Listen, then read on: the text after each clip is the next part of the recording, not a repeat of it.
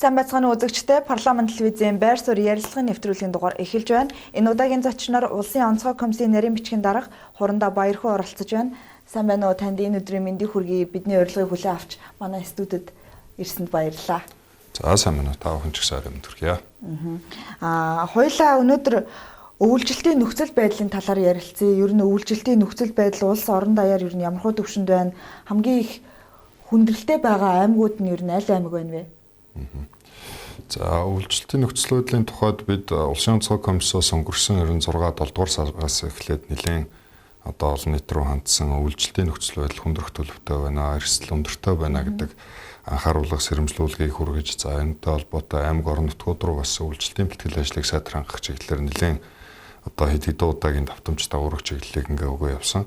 За учир нь юу вэ гэхээр баруун аймагуудын нутгаар энэ өнгөрсөн зам бол хур бараа ороогүй. Үндсэндээ маш их гандуу байсан. За дээрээс нь одоо манай улсын яг төв одоо газар тариалангийн бүс нутаг болохын дархан сэлэнгийн бүс нутгаар бол мөн гандуу байсан. Үүнтэй холбоотойгоор бол ер нь өвлжилтийн нөхцөл байдал хүндрэх ийм төлөвтэй байна гэдэг ийм сэрэмжлүүлгийг бид хүргэсэн. За яг өнөөдрийн байдлаар бол улсын хэмжээнд нийт нутаг дэвсгэрийн 87% нь бол цасан бүрхүүл тогтсон. За үүнээс одоо хамгийн их нь одоо Сэлэнг аймаг нэлээд их цастай байна. За мөн одоо төвийн бүс нутгаар Өвөрхангай мөн одоо зүүн аймагуудын хойд хэсэг ховдын уртлын одоо 3 сум завхан Увс аймгийн хойд хэсгээр ингээд нэлээд цасан бүрхүүлийн хэмжээ нэлээд зузаан тогтсон. За яг өнөөдрийн байдлаар 11 аймгийн 52 сумд бол цагаан зуудтай 14 аймгийн 61 сумд цагаанаар зудрахгүй юм нөхцөл байдалтай өвлжилт ингээд явж байна. За яг өвлжилтийн нөхцөл байдлын тухайд малч дэргэдийн яг өөрсдийн одоо бэлтгэсэн өвс тэжээлийн нөөц үндсэндээ дуусаад за ингээд хавржилт руугаа шилжих яг энэ нөхцөл байдлаар нь цаашдаа нэлээд хүндрэх юм төлөвтэй байна. За үүнтэй холбоотойгоор Улсын онцгой комисс за аймаг орон нутгийн онцгой комиссод холбогдох одоо бэлдсэн одоо аюулгүй нөөцөөс малч дэргэдтэй хүрэх зэрэгээр ингээд холбогдох арга хэмжээг авч хэрэгжүүлээд ингээд явж байна. За малын хоригдлын тоо мэдээллийг 1 сарын 20-оос эхлээд манай хувьд аж ахуйн яам гаргаж эхэлсэн. За яг өнөөдрийн байдлаар нийтдээ 10,000 орчим толгой мал зөв бусаар хоригдсон байна гэдэг ийм дүн мэдээтэй байгаа. За үүнээс одоо хамгийн их нь бол Баян-Өлгий, Завхан, Өвөрхангай аймагуд дээр одоо нийтдээ 8,000 орчим толгой мал хоригдсон байна гэсэн ийм дүн мэдээтэй байна. Өвлжилт хүндэрсэн аймагуудад ер нь одоогор яг бодтой ямар арга хэмжээ авч ажиллаж байгаа вэ? За яг үүнтэй холбоотойгоор за зарим одоо цас ихээр орцсон зам даваа хаагдсан аймаг сумдууд дээр бол тухайн аймаг сумын онцгой комисс за мэргэжлийн байгууллагууд тухайн одоо хаагдсан зам давааг нээх за малч дэргэдтэй өвс тэжээлийн дэмжлэг хүргэх ийм ажлууд явагдаж байна. За өнгөрсөн 100 одоо засгийн газрын 56 дугаар тогтоолоор аймаг сумдын одоо аюулгүй нөөцөд бэлтгэх өвс тэжээлийн хэмжээг заасан өвлжилтийн бэлтгэл ажлыг хангах юм үүрэг даалгавар болгосон засгийн газрын тогтоол гарсан.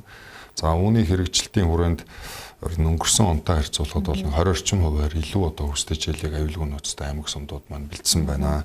За үүнээс гадна одоо уржнангийн одоо зудтай холбоотойгоор бас нэлээд малчт маань нэлээд сургамж авсан. За үүнтэй холбоотой за эрсдлэгтэй ялангуяа өвлжилт хүндэрч болцсохгүй юм бүс нутгуудад байгаа малчт маань намар одоо бас яг бэлтгэл ажлын хүрээнд малаа эдийн засгийн эргэлтэнд сайн оруулсан. За гадагшаа гарч байгаа энэ махны экспорт тогтвортой за банк гарч байгаатай холбоотойгоор махны үн бас тодорхой хэмжээнд тогтвортой байна. За үүнийг дагсан одоо малчт маань эрсдлийг бууруулах ийм арга хэмжээнүүдийг авч хэрэгжүүлсэн. За яг өнөөдрийн байдлаар бол нийтдээ аймаг сумдын аюулгүй нөөцөд бэлтгэсэн улсын хэмжээнд гэсэн нийт бэлтгэсэн аюулгүй нөөцөд бэлтгэсэн өвс тэжээлийн 5 орчим хувийг нь бол одоо гаргаж ийн гэсэн. Өөрөөр хэлбэл гаргасан байна гэсэн дүн мэдээтэй байгаа. Өөрөөр хэлбэл за тухайн малчин өрх малчт маань өөрснөө бэлдсэн өөрснийх нь аюулгүй нөөц өөрснийх нь өвс тэжээлийн нөөц дуусаад үндсэндээ одоо сумдаас аймагаас дэмжлэг үзүүлж эхлэх ийм үйл ажиллагаа явуулж байна гэсэн. За Улсын онцгой комиссийн зүгээс яг оны төгсгөлд яг энэ эрсдлэгтэй бүс нутгуудаа үнэлээд за энэ өвлжилтийн нөхцөл байдал хүндрэх энэ эрсдлийг үнэлээд за улсын нөөцөөс тодорхой хэмжээний дэмжлэг үзүүлэх юм арга хэмжээ авч хэрэгжүүлсэн. За үүнтэй холбоотойгоор нийтдээ 8,000 гаруй бараг 9,000 орчим тонн өвс тэжээлийн дэмжлэгийг аймаг сумд руу үн төлбөргүйгээр засгийн газрын тогтоолоор болгосон. За энийг одоо тухайн аймаг сумдад олгох ажлууд ингээ хийгдээд үргэлжлээд эхлээд явж байна. За мөн одоо зарим одоо хүндэрч байгаа аймаг сумдын одоо төрийн захиргааны байгууллага, за эрүүл мэндийн тусламж үйлчилгээ үзүүлдэг эрүүл мэндийн байгууллагуудад улсын онцгой комиссаас бас тодорхой хэмжээний одоо туулах чадвар сайтай автомашины дэмжлэгийг үзүүлсэн. За бид бас энэ өөрчлөлтийн нөхцөл байдал хүндэрсэн үед ялангуяа энэ цас ихээр орцсон зам даваа хаагдсан бүс нутгуудад байгаа малч дэргэдтэй төрийн болон одоо бусад эрүүл мэндийн тусламж үйлчилгээнээс ахуулаад бусад төрийн үйлчилгээг хүргэхэд дэмжлэг үзүүлэх зорилгоор одоо энэ туулах чадвар сайтай автомашинуудыг олгосон. За мөн одоо тодорхой хэмжээнд сумдынхаа энэ онцгой комиссийг одоо тухайн хаагдсан зам давааг нээх, аймаг сумдынхаа хаагдсан зам давааг нээх, малч дэргэдтэй хурц ажиллахад зориулаад бас тодорхой хэмжээний шатхууны дэмжлэгийг үзүүлсэн. За мөн одоо энэ баруун аймагуд ялангуяа өндөр уулархаг хаагддаг зам даваа ихтэй аймаг сумдууд бол бас тодорхой хэмжээнд энэ тухайн хаагдсан зам давааг нээх зориултаа энэ хүн одоо машин механизмын дэмжлэгүүдийг ингээд өргөд хүрэх ажлуудыг ингээд зохион байгуулад ажиллаж байна. Хөдөө орон нутгийн малчтын ер нь үйлчлэлтийн бэлтгэл ажил ямар байсан бэ? Энэ мөн дээрээс нь улсын онцгой комиссийн энэ онд хэрэгжүүлэх төлөвлөгөөнөөсөө та хуваалцахгүй юу? За ер нь бол малчтын төвшөнд бол бэлтгэлийг бол маш сайн хангаж байгаа. За гол нь бидний яг энэ эрсдэл дагуулад байгаа зүйл маань юу гэхээр үндсэндээ баруун аймагт бол өнгөрсөн цун ногоо ургаагүй. За одоо яг зод болоход зодын одоо эрсдэл үүсгэхэд нөлөөлж болох бүх одоо нөхцөл бүрдсэн гэсэн. За дээрээс нь төвийн бүс нутаг яг одоо манай тэжээлийн урмал тариалдаг газар тариалангийн гол бүс нутаг энэ зун гандуу байсантай холбоотойгоор яг энэ хаврчлалтын нөхцөл байдал хүндрэх заамалчт маань өөрснөө тэр нөөц аюулгүй нөөцөө бэлтгэхэд бас нэлээд юм хүндрэл учрах ийм одоо суурь шалтгаан болсон байна. Яг зур улсын онцгой комиссийн хувьд бол энэ жилийн хувьд бид бас нэлээд оны эхнээс эхлээд энэ ой хэрийн гал төмрөөс өрсөн сэргийлэх чиглэлээр бас улсын онцгой комиссийн даргын албан даалгаврыг гаргаад аймаг сумдуудаа хүргэсэн. За үүнийхээ хэрэгжилтийг хангаад явж байгаа. За ер нь бол ялангуяа хэрийн төмөр ихээр бүртгэгддэг зүүн аймагуд, ой хэрийн төмөр бүртгэгддэг зүүн аймагуд дээр бол яг энэ улсын онцгой комиссийн албан даалгавар, онцгой байдлын ерхий газрын даргын албан даалгаврын хүрээнд тухайн аймаг сумдаас эрсдлэгтэй бүс нутгууд дээр ялангуяа онцгой байдлын байгууллагын одоо мэргэжлийн анги салбар нэгж байдгүй одоо бүс нутгууд дээр хөдөлгөөнт одоо бүлгүүдийг ажилуулдаг ийм туршлага сүүлийн хэдэн жилүүдэд бүрдээд байгаа. Ялангуяа энэ дорнод хинти Сүхбаатар чиглэлд. Тэгээ энэ одоо яг хөдөлгөөн тэргүүлийг гаргаж богино хугацаанд одоо тухайн төмрийн голомтод хурж очих, за өрсөн сэргийлэх, сэрэмжлүүлэх ийм ажлуудаа зохион байгуулах. Энэ ажлын хүрээнд бид оны төгсгөл бас онцгой байдлын байгууллагын одоо галт төмөртэй тэмцэх газраас зохион байгуулад эднийг одоо яг дархан сэлэн одоо энэ хөвсгөл сэлэнг болгон гэдэг юм уу яг энэ одоо ойн төмөрийн эрсдлэгтэй бүс нутгууд дээр яг энэ зүүн аймагуудад хэрэгжүүлж байгаа энэ туршлагыг хэрэгжүүлэх чиглэлээр бас тодорхой үүрэг даалгавар өгсөн. Энэ чиглэл дээр бас нэлээд анхаарч ажиллах гар ингээд төлөвлөд ажиллаж байгаа гэдэг зүйл. Өнгөрсөн онд 273 ой хэрийн төмөр бүртгэгдсэн байна л да. Эдгээр төмрийн ер нь гол шалтгаанууд нь юу байсан бэлээ? За ерөөсөө үндсэн гол шалтгаан бол маш их хөөр ажилттай байсан. За 273 төмрийн 100 орчим нь бол үндсэндээ зөвхөн Сэлэнг аймагт бүртгэгдсэн. За дээрээс нь төмрийн одоо яг ихэнх бүртгэгдсэн төмрүүд яг одоо тухайн сум суурин газраас алслагдмал за хүн одоо энгийн иргэд одоо ингээд яваад очих боломж болцоо юм хязгаарлагдмал ийм бүс нутгууд дээр гарсан. За яг энэ төмрийн шалтгаан нөхцөлийг тогтоох чиглэлээр манай экологийн цагдаагийн газар за холбогдох байгууллагууд бол ингээд ажиллаж байгаа. За дээрээс нь яг энэ хуурайшлттай холбоотойгоор одоо энэ хуурай аянга цахилгааны бас нөлөө нэлээд өндөр байсан гэсэн ийм юутай байгаа. За ганц нэг төмөр дээр бол ялчгүй хүний буруутай үйл ажиллагаа буюу одоо айлын гадаа байсан ил задгаа одоо цог үнс нурмнаас гарсан ийм тохиолдлууд бүртгэгдсэн. За ихэнх төмрүүд одоо яг энэ байгалийн цэвэр шалтгаантай буюу хуурай аянга цахилгаан нөлөөсөн гэсэн ийм урьдчилсан дүгнэлт мэдээлэл өгдөө. Ой хэрийн төмрөөс урьдчилан сэргийлэх чиглэлээр ер нь яг ямар арга хэмжээнүүд авч ажиллахаар байгаа вэ та тэрнээс болцсон.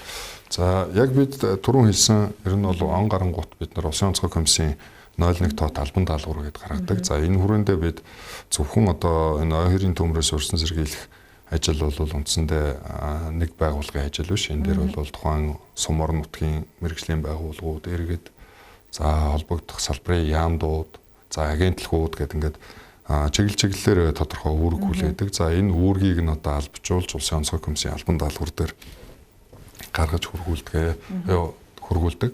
За тухайлбал одоо яг энэ хууль заасан хугацаанд за хуурайшлтын зэрэг ихтэй энэ улиралд одоо ногоон бүсэд иргэдийг аялал зугаалахыг нь хоригддог. Энийг бол тухайн одоо нэгжийн засаг дарга захирамжаараа гаргаад явдаг. Энэ одоо захирамжуудыг хугацаанд нь гаргах, за тэнд тодорхой эргүүл хяналтуудыг гаргах, за иргэд рүү чиглэсэн энэ анхааруулах, сэрэмжлүүлэг өгөх зэрэг ийм ажлуудыг ингээд зохион байгуулна. За үүнтэй холбоотой түрүүн бас ярьсан. За яг онцгой байдлын байгууллага, за тухайн аймаг сумдаасаа тодорхой хэмжээний зардал юунуудын шийдвэрлээд одоо яг эрсдлэгтэй бүс нутгууд дээр тодорхой хөдөлгөөнт ийм эргүүл хяналтуудыг ажиллуулах, тодорхой одоо яг онцгой байдлын байгууллагын мэргэжлийн одоо энэ урагш галсан нөхцөөс бүрдсэн одоо энэ бүлгүүдийг ажиллуулах зэрэг ийм ажлуудыг үе шаттайгаар ингээд зохион байгуулад ажиллахаар энэ албан даалгавар дээр ингээд туссан байна. Өвс тэжээлийн хуваарлалт хүргэлтэнд одоо тулгарч байгаа гол хүндрэл бэрхшээлүүд нь юу байна? Одоо тэр аслагдмал сумдууд руу тэр зуудын нөхцөл байдал өндөр байгаа газрууд руу яг хүрэхэд гол тулгарч байгаа бэрхшээл нь юу? За яг түрүүн хэлсэн 11 аймгийн 52 сум цагаан зуудтай буюу өөрөөр хэлбэл цас ихтэй бас автомашин техник хэрэгсэл явах жоохон хүндрэл учирч байгаа. За бусдаар бол одоо өнөөдөр яг бид 23-аас 24 оны зуудтай харьцуулсан шиг одоо төмөр зууд гэж яриад байдаг шиг одоо тийм одоо бүр нөхцөл байдал хүндрээд хяналтаас гараад ингээд явсан зүйл байхгүй. Ер нь бол яг энэ 11 аймгийн 52 сум гэдэг рүү бол одоо тухайн аймаг сумын онцгой комисс, улсын онцгой комиссоос ингээд анхаарад шаардлагатай дэмжлэг тусалцааг үзүүлээ явж байна. За бид сүүлийн жилүүдэд бас яг энэ зуудын давтамж, за энэ орж байгаа байгальд энэ цасны одоо хэмжээ нэмэгдэхийн хэрээр за манай холбогдох мэргэжлийн байгууллагууд ялангуяа энэ орон нутгийнхан маань бас нэлээд туршлагатай болсон. За гол одоо зам даваага тухайн үед нь одоо шаардлагатай үед нь нээх, энэ шаардлагатай одоо техник хэрэгслүүдэд татан ажиллуулах зэрэгээр ингээд бас тодорхой туршлагатай болсон. Энэ чиглэл дээр бол тодорхой арга хэмжээнүүдийг ингээд аваад ажиллаж байгаа гэдэг зүйл. Хиймэл дагуулын систем дэвшилт технологиг ер нь гамшигын эрсдлийн үед ер нь хэрхэн ашиглаж байгаа вэ? Ер нь нэвтрүүлсэн байгаа юу?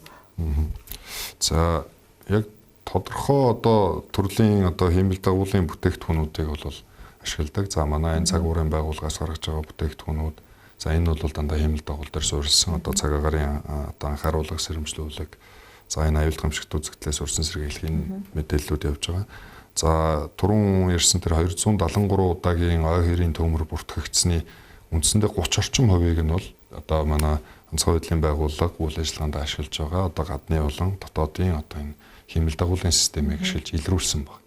За үлдсэн нь бол одоо иргэдийн дуудлага мэдээлэлээр гэдэг юм уу. За мөн одоо манай зарим одоо нислэгт хэрэгтэй энэ эргүүл тандалтын үйл ажиллагааны явцад илрүүлсэн юм байгаа. За өмнө нийт 273 төмрийн одоо 30 орчим хувийг нь бол энэ хиймэл дагуулын системээр одоо манай онцгой байдлын байгууллага өөрөө илрүүлж унтраах ажиллагааг зохион байгуулсан гэсэн. За тэгэхээр ер нь сүүлийн үеийн жилүүдэд бас энэ техник технологийн дэвшил сайжрах нэвтрхийн хэрээр бол үйл ажиллагаандаа бол үе шаттайгаар тодорхой энэ дэвшилт технологиудыг ингээд ашиглаад явж байгаа. За тухайлбал одоо зөвхөн нэг жишээ дурдаад ярихад манай үйл ажиллагаанд бас одоо сүүлийн жилүүдэд бас энэ дрон одоо энэ жижиг дрон тэ нөгөө гал унтраах гэж яриад байдаг тэр биш зүгээр одоо өндрөөс энэ хянах боломжтой дулаан илрүүлэгчтэй ийм дронуудыг бол орон нутагтаа бид нар нэлээд түлхүү нэвтрүүлсэн. За энэ хүрээнд одоо өнгөрсөн 100 яг төмрийн голомтод үүрэг гүйцэтгэжсэн манай албаагч тухайлбал ярьж байгаа. За дроноор бид одоо өмнө нь ингээд дрон ашигладаг байхгүй үед ингээд одоо төмрийн захыг тойрох, төмрийнхээ тархацыг судлах одоо энд тухайн унтраах ажиллагаа зохион байгуулалттай холбоотой ингээд тандалт хийхийн тулд үндсэндээ одоо 3-4 өдөр ингээ уулаар алхдаг байсан үйл ажиллагааг бол үндсэндээ 10 минутанд бид нар одоо ингээд техник технологийн дэвшлийг ашиглаад хийдэг болчлоо гэж байгаа одоо жишээ байгаа тийм. Тэгэхээр ингээд гих мэтлэнгээр ингээд үйл ажиллагаанд бол орчин үеийн техник технологийн дэвшил, за энэ шинээр нэвтэрч байгаа юмнуудыг бол үе шаттайгаар ингээд нэвтрүүлээд явж байгаа гэж ойлгож байна. Танай салбарт ер нь хүний нөөцийн асуудал ер нь ямар хөө төвшөнд байна вэ? Ажилчид нь ер нь яг тэр цалин хангамж нь ер нь амьдралд нь хүрэлцээтэй байдаг юм уу? Энэ тал дээр ер нь яг ямар арга хэмжээ авч ажилладаг вэ? За засгийн газар Юунаас бол яг онцгой хөдлийн байгууллагатай холбоотой цалин хангамж, за түүнтэй холбоотой нийгмийн баталгааг хангах чиглэлээр тодорхой арга хэмжээнүүдийг авч ажиллаад явж байгаа. За өнөөдөр би яг улсын онцгой комиссийн үйл ажиллагаа түүнтэй холбоотой мэдээлэл өгөхөөр ингээд ажиллаж байгаа учраас яг нь ер нь бол засгийн газраас бол энэ онцгой хөдлийн байгууллагыг одоо үе шатаа анхаарал ажиллаж байгаа. Тухайлбал одоо 26 онд гэхэд л яг одоо эрүүл мэнд боловсрол онцгой хөдлийн байгууллагын салбарыг төсвийг нь танихгүй багасгахгүйгээр одоо үйл ажиллагааг ингээд явуулах боломжоор хангасан гэх мэтээр ингээд тодорхой дэмжлэгүүдийг бол үе шаттайгаар төр засгийн зүгээс үзүүлээд ажиллаж байгаа гэж ойлгож байна. Уур амьсгалын өөрчлөлтүүд нь манай улсад ямар бодит нөлөө үзүүлж байна гэж дүгнэж байна.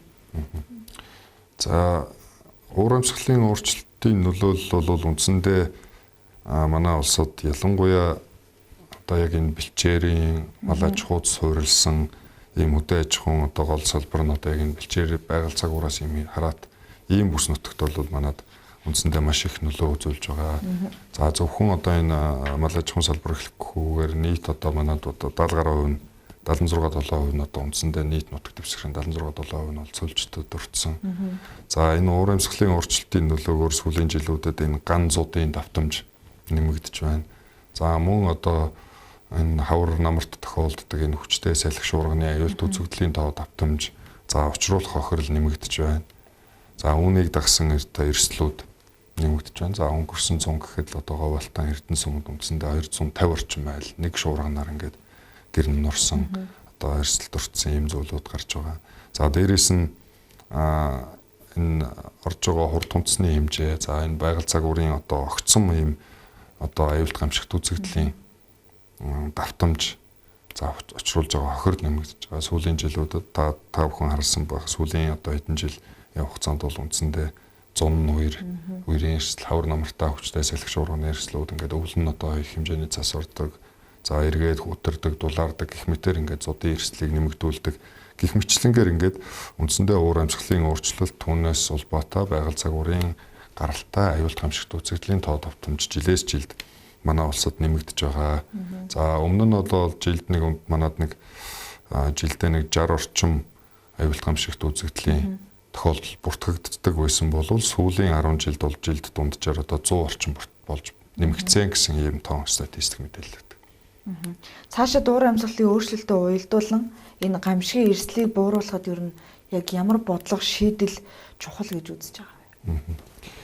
За ерөөсөө энд үйл ажиллагаантай холбоотойгоор энэ бол аль нэг байгууллагын үүрэг биш. За энэ цаашдаа бид нар ийм аюулт гамшигт үзэгдэл за уур амьсгалын өөрчлөлтийн сөрөг нөлөөлөл нэмэгдэхийн хэрээр бид нар дор бүрний одоо бэлтгэлтэй за иргэд маань өөрснөө одоо тодорхой хэмжээний дадал сургалтад хамрагдсан тодорхой хэмжээнд өөрснийхөө аюулгүй байдлыг хангах чиглэлээр ийм ойлголт мэдээлэлтэй байх шаардлагатай.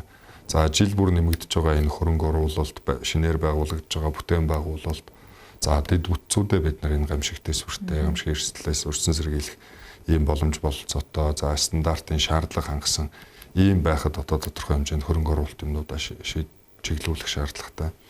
За нэгэнт одоо ингээд эрсдэл нэмэгдэж байгаа бол бид нар түүнд одоо дасан зохицож даван туулах чиглэлээр тодорхой хэмжээний хөрөнгө оруулалт за сургалт мэдээлэл гэх мэт зүйлүүдийг ингээд хийх шаардлагатай. За энэтэй холбоотойгоор одоо улсын засгийн газар за онцгой хөдлийн байгууллагаас яг энэ гамшигт аюулыг одоо сөрөн засварлах чадварыг бэхжүүлэх чиглэлээр тодорхой төсөл хөтөлбөр за хэрэгжүүлэх за иргэд рүүгээ чиглэсэн за энэ төрлийн байгууллага дотооддоо чиглэсэн ийм одоо сургалт мэдээллүүд сургалт одоо юунуудыг чадваржуулах чиглэлээр бас нэлээд одоо ойрын хугацаанд болон урт хугацаанд хэрэгжүүлэх бодлого үйл ажиллагаанд энэ чиглэлээр тодорхой үйл ажиллагаануудыг төлөвлөөд суулгаад ингээд энд хэрэгжүүлээд ингээд ажиллаж байгаа гэдэг. Мал аж ахуйн салбарын хуулиа мөн нөхцөл байдлын талаар ярилцъя. Энэ жил өнгөрсөн оны жилийн эцсийн дүнгээр бол 195,256 малчин өрхөд 58.1% сая тулгын мал тоологдсон байна шүү дээ. Одоо ер нь хичнээн тоон тэжээлийг малчид руу олгохоор байгаа хадлан тэжээлийн нөхцөл байдал нь хангалттай хүртээмжтэй байна уу? За түрүүн хэлсэн яг үндсэндээ одоо яг малчид маань харьцангуй бас өвлжт гайгүй байгаа өнтэй байгаа бүс нутгууд дээр бол нэмэлт одоо тэжээлийн шаардлага байхгүй. За яг энэ хүндэрсэн аймаг сумдуудтай холбоотой тухайн бүс нутагт байгаа малчдын одоо үс тэжээлийн нөөц дууссантай холбоотойгоор аймаг сумдаас нь бас тодорхой дэмжлэг нөөцийг ингээд өгөөд эхэлсэн. За улсын хэмжээнд бэлдсэн одоо аймаг сумын аюулгүй нөөцийн 5% нь одоогоор гарсан зарцуулагдаж эхэлсэн гэсэн. За энэний дараа бол одоо улсын онцгой комисс улсын нөөцөөс засгийн газраас олгож байгаа дэмжлэгүүд ингээд очин. За энэний араас одоо шаардлагатай бол бид одоо нэмэлт одоо дэмжлэгийг үзүүлэхэд шаардлагатай бэлтгэлүүдэд ингээд хангацсан ингээд ажиллаж байгаа. За ер нь бол яг одоогийн байдлаар бол зөвхөн малчтын маань өөрснийх нь бэлдсэн нөөц дуусаад аймаг сумдынхаа нөөцийг бид нэр одоо хэрэгжилж эхэлж байгаа гэж ойлгож байна. Малын зөв бус хорогдлыг ер нь бууруулахын тулд ер нь ямар арга хэмжээ авч ажиллах ёстой байд юм бол малчтын зүгээс бас нөгөө анхаарах зүйл нь ер нь юу вэ? За яг малын зөв бус хорогдол за энэ нь бол бас тодорхой хэмжээнд яг одоо гамшигын гэдэм үү яг зуудын эрсдлээсээ болоод хорогдож байна уу эсвэл одоо өөр бусад шалтгаан байна уу гэдэг зүйл бас арай өөр тусдаа яригдах бах. За ер нь бол бидний хувьд яг энэ зуудтай холбоотой эрсдлийг бууруулах чиглэлээр түрүүн ярилцлагыг хэлсэн. Бид өнгөрсөн 6 дугаар сараас эхлээд анхааруулсан. Өөрөөр хэлбэл өвлжилт хүндрэх нэ. Ялангуяа энэ баруун аймагуд төвийн бүс нутгаар энэ гантай байсан бүс нутгууд дээр бол хүндэрнэ гэдэг ийм анхааруулга сэрэмжлүүлгийг өгсөн. За сүүлийн хэдэн жил манай хөдөө аж ахуйн яам за холбогдох мэргэжлийн байгууллагууд ажиллаад бас энэ гадагшаа гарч байгаа махны экспортын зах зээлийг нэмэгдүүлэх чиглэлээр тодорхой одоо засгийн газрын төвшөнд бас тодорхой арга хэмжээ авч хэрэгжүүлсэний үр дүнд за энэ махны экспорт бол тогтвортой байгаа. За энийг дагаад одоо мал махны үн бас харьцангуй өндөр байгаа учраас малчтын хувьд бол энэ эрсдлийг бууруулах гол арга хэмжээ. Өөрөөр хэлбэл малаа эдийн засгийн эргэлтэнд оруулж ээж тэр эрсдлийг бууруулна. За ингэж бид нар одоо нөгөө зөв бус хорогдлоор алдсны оронд эдийн засгийн эргэлтэнд оруулах нь зөвөө гэдэг энэ ойлголт руу шилжих ёстой. Цаашдаа бол яг улсын онцгой комиссийн зүгээс бодлогын түвшинд бидний зөвлөж байгаа зүйл бол за бэлчээрийн даацтай тохирсон за тодорхой хэмжээнд одоо үржил шим сайтай эдийн засгийн үр ашиг сайтай ийм мал аж ахуйг эрхлэхгүй бол цаашдаа яг одоо энэ уламжлалт байдлаар ийм одоо байдлаар хитвэнд ийм байгаль цагуураас хараат ийм байдлаар явах юм бол эрсдэл болоо жил болгон нэмэгдэх нэ гэдэг ийм зөвлөмж мэдээллүүдийг олгож байна. Гамшиг аюулт үзэгдлээс ер нь өөрчлөлт сэргийлэх чиглэлээр ер нь ямар бодлого хэрэгжүүлж ажиллаж байна. Дээрээс нь иргэд рүү ер нь яаж чиглэж ажиллаж байгаа вэ? Иргэд ер нь хэр мэдээлэлтэй байдгийг те энэ талаар. За онцгой байдлын байгууллагаас яг энэ гамшигын эрсдлийг бууруулах урьдчилан сэргийлэх чиглэлээр бас тодорхой үе шаттай хөтөлбөр бодлого хөтөлбөрүүдийг ингээд дэвшүүлээд за түүний хэрэгжилтийг хангах чиглэлээр ингээд явж байгаа. За яг одоо гамшигын одоо эрсдэл ихтэй бүс нутаг гэх юм уу одоо зарим улс орнуудтай харьцуулбал манай улсын хувьд бол харьцангуй бага эрсдэлтэй. Өөрөөр хэлбэл за яг энэ одоо явж байгаа гол одоо хөдөө аж ахуй, мал аж ахуй, за түүнийг дагсан одоо холбоотой эрсдлүүд их хөвчлэн тулгамддаг бол одоо хүчтэй салхишуурч гэдэг юм. За сүүлийн жилүүдэд яг одоо энэ нөгөө төвлөрөл нэмэгдсэн, хотчлолт нэмэгдэхийн хэрээр бидэнд бас цаашдаа бас нэлээд олон одоо яг ийм одоо хүний үйл ажиллагаанаас шалтгаалсан ийм одоо эрсдлүүд, гамшиг эрсдлүүд жил ирэх тусам нэмэгдэж байна. За ер нь бол яг одоо эрсдлийг бууруулах, хөрсөн сэргийлэх чиглэлээр бол зөвхөн одоо нэг аль нэг байгууллагын үйл ажиллагаа гэдэг байдлаар одоо даатгаад явахаас илүүтэй бүх талын оролцоо хангагдж байж, за иргэд маань өөрснөө тодорхой хэмжээний мэдлэгтэй, дадлагтай, за өөрснийхөө аюулгүй байдлыг хангадаг ийм бэжэж бидний одоо үйл ажиллагаанд дэмжлэг үзүүлж цаашдаа бид нар энэ үүсээд байгаа нөхцөл одоо аюул эрсдлийг бууруулах юм гэдэг үүднээс нь бас тодорхой хэмжээний хөтөлбөрүүд хэрэгжүүлж байгаа. За үүний нэг жишээ нь одоо сар бүрийн одоо сүүлийн 7 хоногт нэг өдөр тодорхой гарагт нь одоо иргэд аж ахуй нэгж маань өөрснийхөө аюулгүй байдлыг шалгаач. Өөрөөр хэлбэл тухайн айл өрхийн одоо цахилгааны залгуураас ахуулаад бид энэ маань нэр нь болж гин үү болохгүй байна уу? За энэ одоо сантехникийн холболтууд маань болж байгаа юм уу? За миний гэр ирнэ хэр аюултай бүсэд байгаа юм, ямар эрсдлүүд бид нарт учирч болох юм бэ гэдэг ингээд тодорхой одоо манай сайтуудаар ингээд тодорхой асуумжууд байгаа. Энэний дагуу ингээд өөрснийхөө аюулгүй байдлыг шалгадаг болох хэрэгтэй. Ингэжээж бид нар одоо энэ тодорхой хэмжээнд учраад байгаа эрсдэл, аюул эрсдлийг бууруулж чадах нэ. За өөрснийхөө аюулгүй байдлаа наадах нь одоо хажуудаа байгаа одоо хэрэгцээ шаардлага, тусламж дэмжлэг шаардлагатай бага насны хүүхдүүд, өндөр настай хүмүүст одоо ямар хөө хэмжээний одоо анхан шатны тусламж үзүүлэх үү. За дээрээс нь одоо холын ойрын замд ялангуяа өвлийн улиралд хол ойрын замд явахдаа бид нар машин тэргэндээ юуг бэлдсэн байх ёстой, ямар бэлтгэлийг бид нар хангах ёстой. За малч тэргэд маань одоо малд гараад явахдаа малынхаа араас явахдаа ямар тохиолдолд гарч болохгүй, ямар тохиолдолд бид нар өөрснийхөө аюулгүй байдлыг хангах вэ гэх мэтлэнгээр ийм тодорхой одоо иргэд рүү чиглэсэн мэдээлэл сурчлагын ажлуудыг бол манай онцгой байдлын байгууллагаас үе шаттай хэрэгжүүлээд явж байгаа. За энэ чиглэлд бас одоо аймаг орон нутгийн одоо төрийн захиргааны байгууллагууд, за иргэдийн урал гэдэг ингээд холбогдох байгууллагуудаас бас тодорхой хэмжээний санхүүжилт дэмжлэгүүдийг ингээд үзүүлээд ажилладаг. Ер нь бол зөвхөн одоо нэг байгууллагыг одоо манайхны бас нэг буруу ойлголт нугаад байдаг.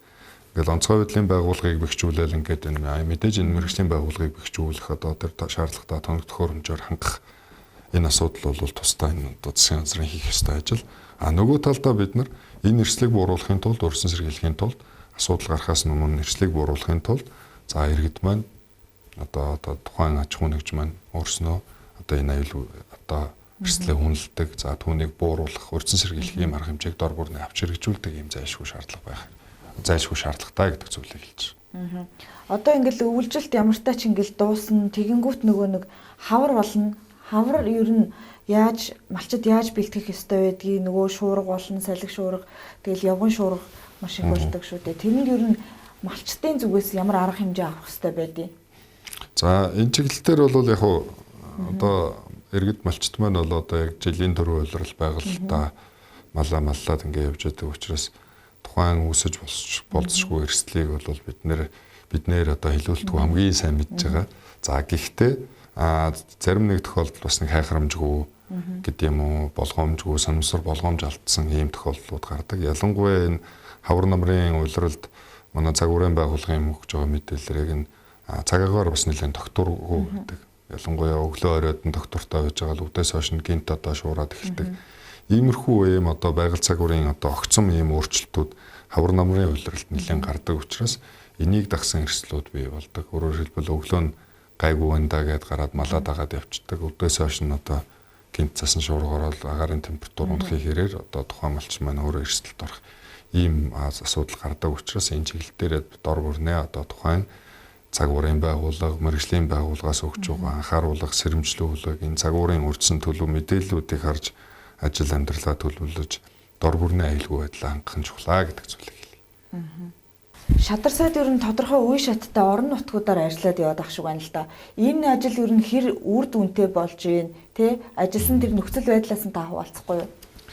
За, Шадар сайд улсын онцгой комиссийн дарга өнгөрсөн онд үндсэндээ яг одоо яг өвлж цудын одоо эрсдэл ихтэй, за өвлж товрчлын нөхцөл байдал хүндрэх ийм эрсдэлтэй баруун аймагуудаар ажилласан. За 12 сард бид баруун аймагуудаар ажиллаад за тухайн одоо аймаг орон нутгийн өмнө тулгамдж байгаа асуудлууд за түүнийг одоо улсын онцгой комисс засгийн газрын түвшинд танилцуулж шийдвэрлүүлэх чиглэлээр ингээ газар дээр нь ажиллаад ирсэн. За үүний дараа Сэлэнг аймагт өөрөөр хэлбэл одоо төвийн бус нутаг өнгөрсөн 100 гантай байсан. Одоо төвийн бус нутаг дээр ингээд ажилласан. За одоо бид цаашдаа бас энэ ойрын одоо хугацаанд бас дараагийн аймагуд руу ажиллахаар яг үйлчлэлийн нөхцөл байдал хүндэрсэн аймагуудаар ажиллахаар ингээд төлөвлөд явж байна. За тухайн үед бид яг баруун аймагуудаар ажиллах явцад баруун аймагуудын хувьд бол бас яг өнгөрсөн 100 гантай байсантай холбоотойгоор үйлчлэлийн бэлтгэл ажлыг малчдын төвшинч дээр аймаг орон нутгийн төвшинч дээр бас тодорхой хэмжээнд